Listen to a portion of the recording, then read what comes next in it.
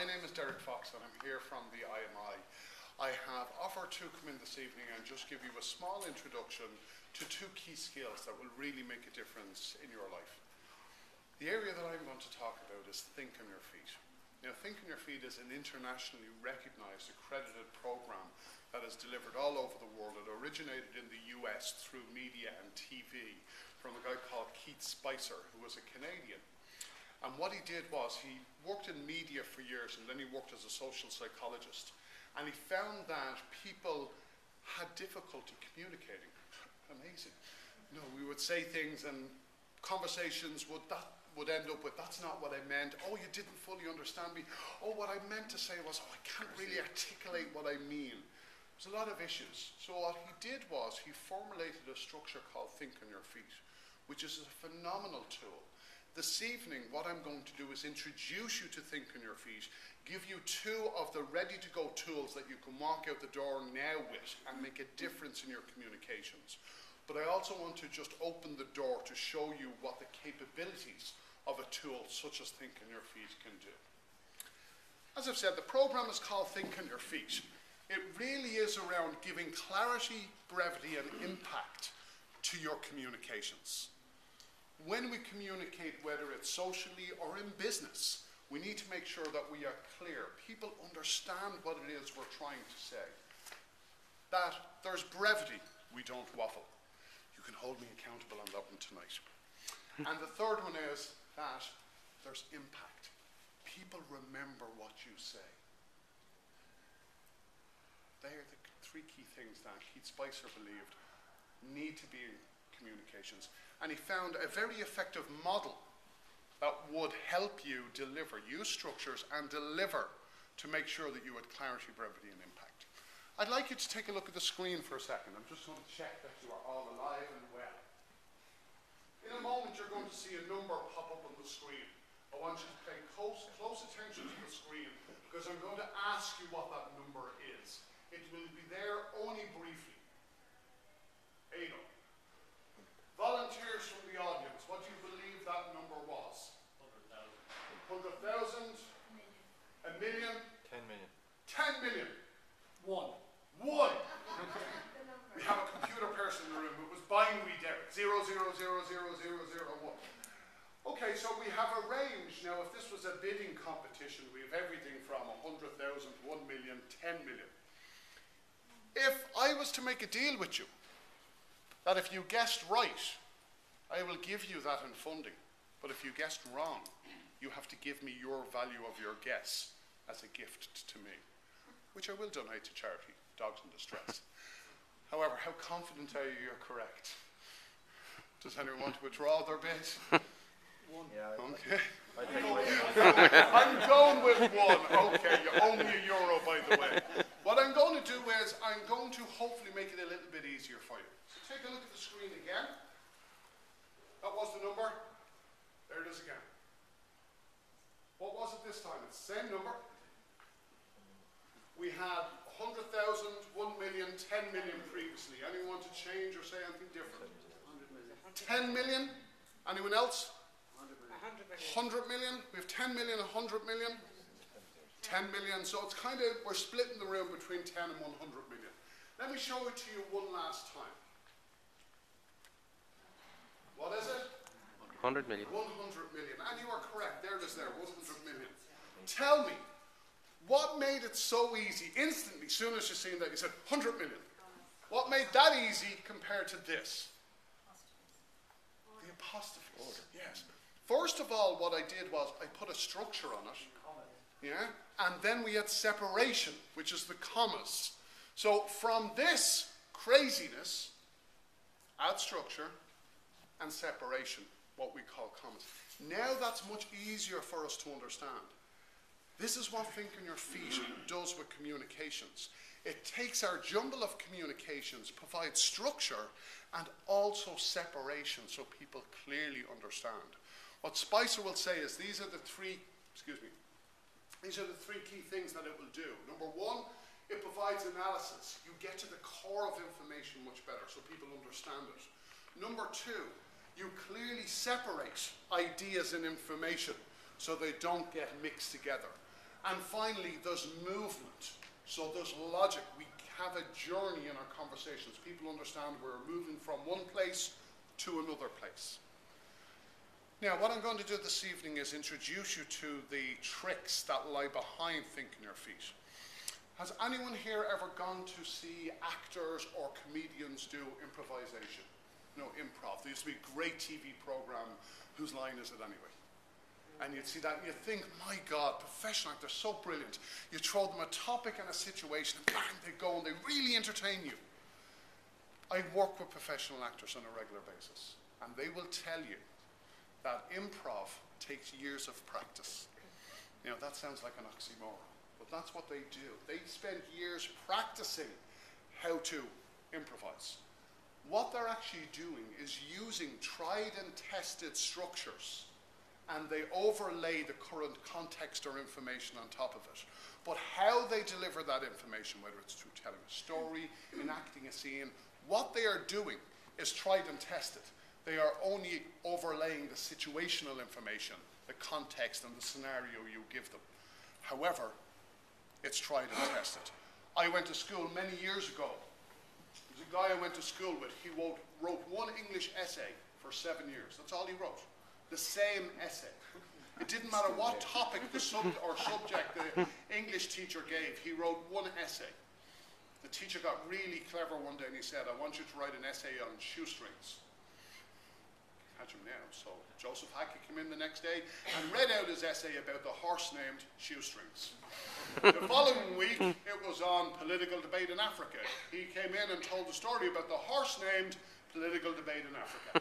In other words, regardless, he was using the same story over and over and perfected it. Was a phenomenal story for 7 years. That's what professional actors do when they improvise. That's what thinking your feet does. It actually gives you a set of models that you can use one-to-one in social or in business context, one-to-many, small groups or large groups. Whether you are presenting, communicating, or trying to influence somebody to a business agreement, if you're working with a bank trying to get additional finance, whatever it may be, these tools will help you. There are 6 key tools in the suite. Today we're going to cover one, and I'm going to give you some bridging techniques. But the tools are portrayed as images. You can see them there. Starting at the top left, there is what's called the clock plan. I'm now going to demonstrate that in a moment to show you just how powerful it is. And we'll do it in a fun way. But there is also what's called a globe plan, a triangle plan, a zoom plan, a pendulum plan, and a benefits plan. Now, they are all interchangeable, but each one, like most things in life, will be ideal for a particular situation. I'm going to demonstrate the clock plan that will work almost anywhere. It's really powerful and really effective. And if there's only one plan you learn, the clock plan will do you well for 95% of scenarios or situations you find yourself in. However, the other 5%, you might be better using one of the other plans. Or even in that 95%, the clock plan works well, but maybe a different plan would work phenomenally well. So, to give you an idea of the clock plan, it falls into the first 3 plans, which is really about the informative plans, when you want to share information. The second 3 plans are more assertive, and they deal with when you want to change somebody's opinion, when you want to influence them, when you want to drive them towards an action. The first 3, the clock, the globe, and the triangle, are more when you want to share information or inform somebody. So we're going to look at the clock plan first. Let me demonstrate it. And the way I'm going to demonstrate it is, there's a live camera here, and the TV people that I work with say, Derek, never work with animals or children. And it's well known in TV. After tonight, it may be never work with animals, children, or chambers. But we'll see how it goes. I'm going to give you the opportunity for me to prove to you how much Think on Your Feet works. What I do when we're delivering this in a larger program is everyone have name cards in front of them. What I do is I pass out a set of names, famous names, past, present, from politics, from entertainment, film, music, political figures, historical figures, all a range of different people. And what I do is I ask them to pick a partner in the room, take a look at the partner and select 3 names that you think they might like to be.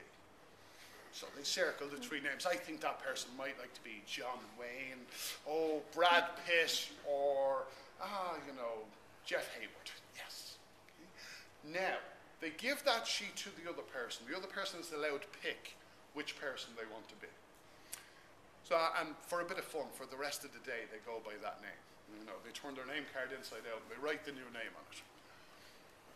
Well, actually, what I want them to do is when they pick the name, I go back to the partner that chose the 3 names that they selected from, and I say, okay, they selected John Wayne.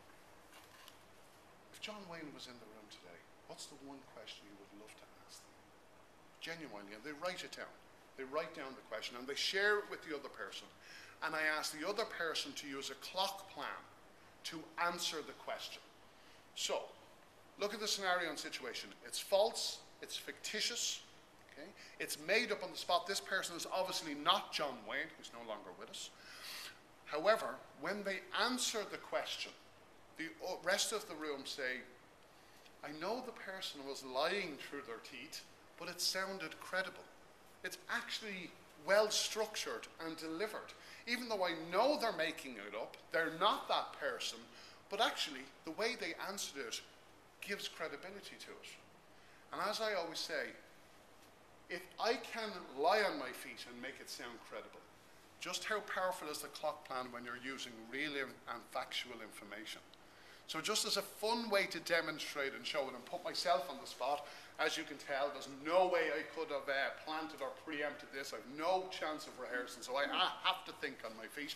Anyone, throw out a couple of names you'd like me to be tonight. Shout. Pierce Brosnan, I'll take 3 and I'll pick from one of them. John Cleese, Pierce Brosnan and... Gay Byrne. Gay Byrne. Okay, right. Gay Byrne, Pierce Brosnan and John Cleese. Okay, I'm going to pick of the 3 of them, the one I know the least about, God, I hate admitting this because I actually like him as an actor, is Pierce Brosnan. Okay? Best Bond in my opinion. Don't want to start any controversy, but best Bond in my opinion. Okay, so I'm Pierce Brosnan. Here's what I'd like you to do.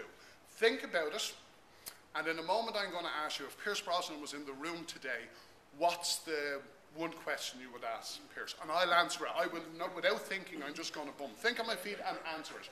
What I want everyone else to do is think about, does that sound credible? You know I'm not Pierce Brosnan. One, he's phenomenally good looking, so I couldn't be Pierce Brosnan. However, what I want you to focus on is that credible? Just to show you how off the wall this has gone in the past. This is quite nice. The question can be as left field as you want. In the past, I have had to be Minnie Mouse, and I had to answer the question, why did you have an affair with Pluto? I've also been God and asked, why did I send my son to Earth to be murdered? Okay, so I've been asked some very controversial or some very whoa questions, and I've had to think on my feet and deliver them. Okay? So, what's the one question you'd like to ask Pierce Brosnan? How much are you worth? No, the person who picked Pierce Brosnan. That's only fair. Were you disappointed when you weren't picked for Bond? Was I disappointed when I wasn't picked for Bond? For you to fully understand that, you need to understand how I felt before I had played Bond for the first time, when I was Bond, and then after I played Bond, when my contract wasn't renewed. Before I played Bond, I wasn't really pushed. You may know from my history, I used to do Temple Steel. And my contract wouldn't allow me to do Bond. They actually approached me before they signed Roger Moore. When actually I went in and I got the opportunity to do Bond, it was something I always wanted to do but wasn't allowed to do from Remington Steel days. So when I got it, I was absolutely delighted. Really enjoyed it. It's a very physical activity, as you probably know. You've seen me. It took a lot out of me, but I thoroughly enjoyed it. I'd done 4 films and my contract was up for renewal. After my contract was not renewed, I must say I was extremely disappointed. I was very disappointed because I loved the part and I felt I gave it all. On reflection, but the physical toll it took on my body was quite difficult. You might remember I starred in Mamma Mia. my back was actually very painful during that whole filming, from filming GoldenEye as Bond. So to answer your question, was I disappointed? Before I played Bond, I would have been disappointed if I didn't get it. When I was playing Bond, I didn't want to let it go. But after I played Bond and my contract wasn't renewed, initially I was upset, but upon reflection, I think at my age and my physical condition, I'm much better now doing the Sky ads. Thank you very much. Okay? Thank you. Number one, I am no way Pierce Brosnan. Number two, let me ask you a question. I wouldn't be au fait with Pierce Brosnan's life. But the person who asked me the question, how was my answer? Okay. Was it believable? Very believable. Even though you know I'm not Pierce Brosnan. But there was credibility. I stumbled a little bit at the start. I couldn't remember Remington Steele. I never watched it. But hey, I recovered a little bit later. Now, thank you very much. How about everyone else? How was my answer? Okay. I made that up on the spot. Everything I said there just boom, boom, boom, straight into my mind. And people say, God, Derek, and listen, if you want to ask me 20 other questions, I'll do the same again. But in the interest of time, I don't want to keep you here all night. Trust me, I can do it. However, what I actually did there was just draw on a tried and tested plan that I know all about, which is a clock plan. And you might have noticed that I used a very simple clock plan. I said before, during, after. And the amazing thing about plans is, and the clock plan specifically, the clock plan moves via time. So I pick 3 units of time. Now that might be yesterday, today, tomorrow, last week, this week, next week, the 60s, the 70s, the 80s, this morning, this afternoon, this evening. But there are 3 points in time, and the measurement and unit of time is the same. I wouldn't say last week, this morning, and next month. See the way there's a bit of a bump there? They're not the same. Last week, this week, next week. You keep the unit. It's 3 points in time, and you keep the units the same. So somebody might say, well, tell me about, Pierce, what was the most inspirational time of your life? To understand that, you'd have to understand when I was a teenager, when I was in my 20s, and then when I moved into my 30s. As a teenager, as 20s. So again, when I was a teenager, 20s, 30s, 3 points in time. The clock plan works very well because it works in nearly all situations. It actually calms the listener on the other side, and it creates an action, there's movement from one point to another. Now, that's what the clock plan does. The key thing about the clock plan is 3 points in time. Those points have to be the same size and duration. So think about they need to fit. You can't say last month, this morning, next year. It works very well when you want to construct and prepare information, or it works really well when you have to think on your feet. Some people in business dread that question when the project is not going well, and the boss or the investor say, how's the project going? They catch you just outside the restaurant or just on the way out from the restroom, and you go, oh, and you have the stunned look in your face. The key stakeholder is wanting to know how the project is going, and the answer is, not that well. Now, I can do A. I'll need to get back to you on that, which doesn't fill them with credibility. I can bite the bullet and go, not really going well.